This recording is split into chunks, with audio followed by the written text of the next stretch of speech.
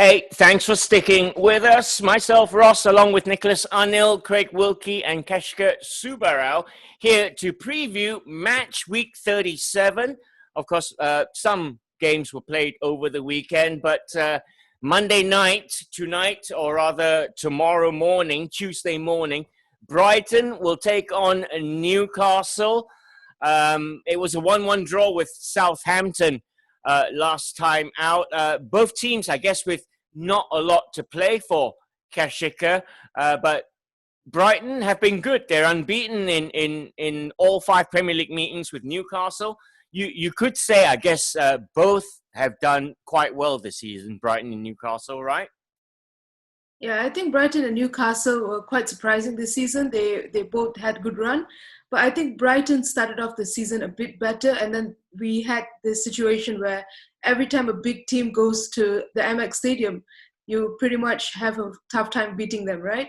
And then somewhere along mid-season, they kind of lost form, and now they're back again. So I think for this game, I would say that Brighton probably has an upper hand with their current form as well. Okay, team news there. Steven Alzate and Jose Izquierdo are out for Brighton. For Newcastle, they got 8 players missing. I can't even go through the list. But they include Fabian Schär, who's probably their best defender. He dislocated his shoulder against Spurs. Alan Saint-Maximin has a calf problem. Now, if he doesn't play, there's a lot not working with Newcastle. That's a Tuesday, 1 a.m. kickoff, Brighton, Newcastle. Also kicking off Tuesday at 1 a.m. is Sheffield United versus Everton. Nicolas Anil, Sheffield United still in with a shout of a Europa League spot, I guess. But it's been a great season, right? Yeah, when the season started, I think if you had offered Chris Wilder a shot at qualifying for Europe, you'd have taken it in a heartbeat. And it's been a testament of the team that has performed not only this season. The way they perform, they asserted themselves in the Champions League to get automatic promotion. I think of the 3 teams that were promoted last season, Sheffield United were probably odds on to go back down. But they've just proved themselves. They're such a compact team, such a disciplined side, and they've got the goals to go along with it as well. Chris Wilder has molded them into such a team. And yes, they have more interest in this game than Everton. Everton has also been sort of wishy-washy so far, and I can see Sheffield United, taking 3 points from this and really boosting their chances for Europe. Yeah. All right. Carlo Ancelotti is a big-name manager. He's at Everton. Yeah, it's not his side, we understand, Craig Wilkie, but how much time does Carlo Ancelotti need at Everton? For example, okay, let's write off this season now. What do we expect of Everton next season under Ancelotti? That's a very good question. I would almost put it the other way around: is how much time is Ancelotti prepared to spend, to get what he wants to achieve out of that project? Which is why I feel for Everton, it's so crucial that they make the most use of however long he's there. And especially when it comes to, for example, the transfer window that's coming up, they will have an opportunity, I believe, to attract the better quality of player purely by the fact that he's the manager, and that players might be willing to consider going to Goodison in order to play under him.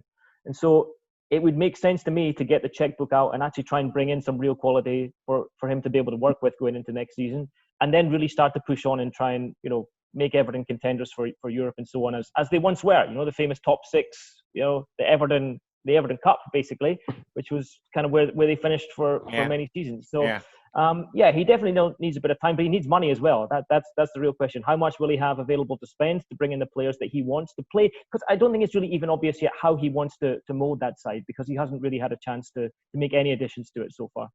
So okay. Big summer. Yeah. All right. Sheffield United against Everton is a Tuesday 1 a.m. kickoff. Wolves, Wolves versus Crystal Palace, Keshika, is a 3:15 a.m. kickoff. Wolves are chasing European football. What do you think of them? You said that they've been a breath of fresh air this season. You still think so, heading towards the end of the season? Yeah, I think initially in the beginning of the season, we thought they were great. And then right after, a few weeks later, they started dropping in form. Then everyone had questions whether they were good enough to stay on in the Premier League. But I think they've really shown that they are. what I really like about Wolves is how they molded the team and the manager. They didn't bring in any big name. They just kept the same team. They just kept going at it. So I think for this game, it's pretty much 3 points for Wolves. You say that, but Nicolas Anil, I'm going to throw a stat at you here. Crystal Palace are actually going for 3 successive league victories against Wolves at Molineux.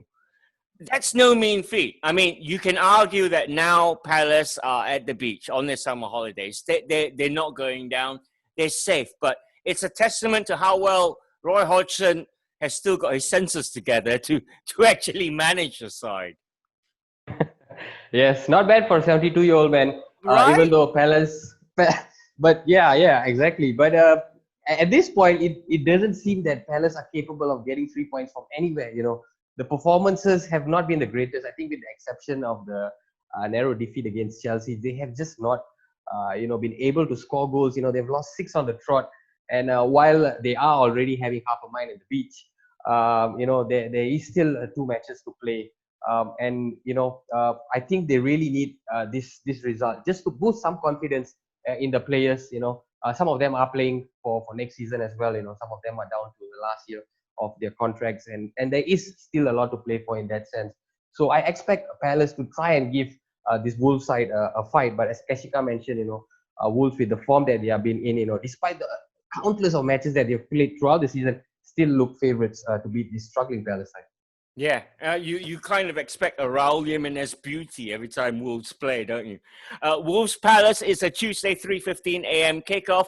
Watford against Man City is Wednesday 1 a.m. Craig Wilkie. This will be Hayden Mullins' first game in charge. Actually, he's been interim coach before at Watford, but yeah, I don't know. Part of me just wants Man City to absolutely wipe the floor with them. And then they all raise their shirts when they score. It's like saluting Nigel Pearson. Football wins. Yeah, that's true. The other thing I don't know is what the beaches are like in Wolverhampton, but I guess the Palace players can determine that for us later on. But yeah, Watford City, a bit of a strange game, really, with where they are respectively in their seasons now. I was just astonished by the decision that was made to get rid of Pearson. Memories are so short in football, aren't they? You look at the state that they were in when he took over in December. I mean, they were really more or less as Norwich are now. And at the time, we were talking about, well, Watford looked like the sides who were doomed. And now, even for all the troubles that they've had of late, and some of the performances, some of the results haven't been brilliant, there's still every chance that they're going to stay in the division. And maybe that's a little bit because some results have gone their way elsewhere, but they've still absolutely got a chance of staying up. And frankly, right now, I would still back them to do so.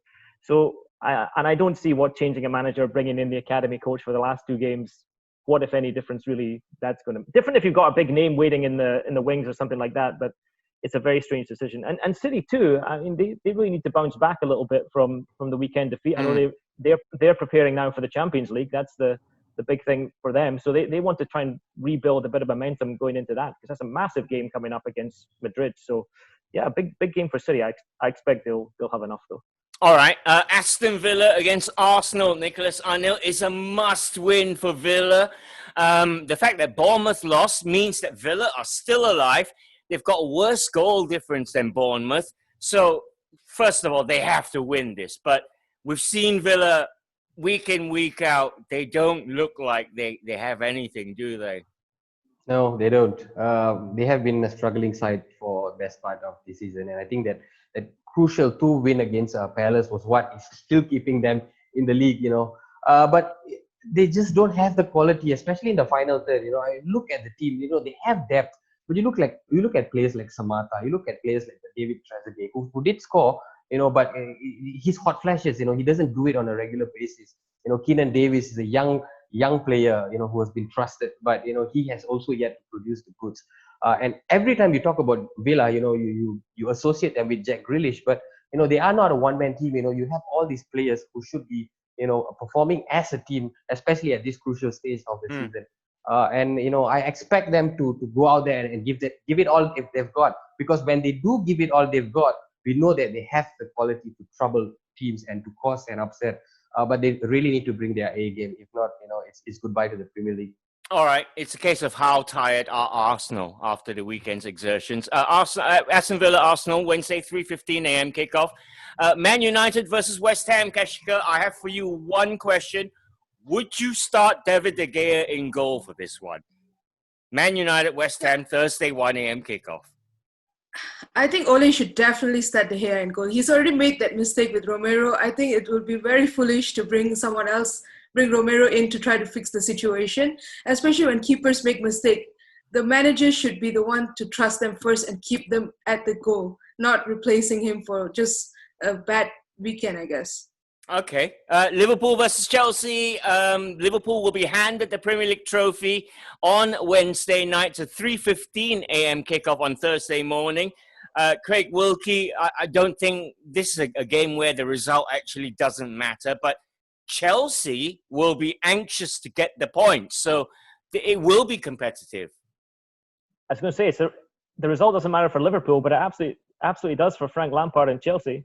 I believe there's going to be fireworks at the game as Liverpool get presented with a trophy. They're already getting Anfield prepared and set up for what might be a little bit of a party. But yeah, Chelsea have much more riding on the game.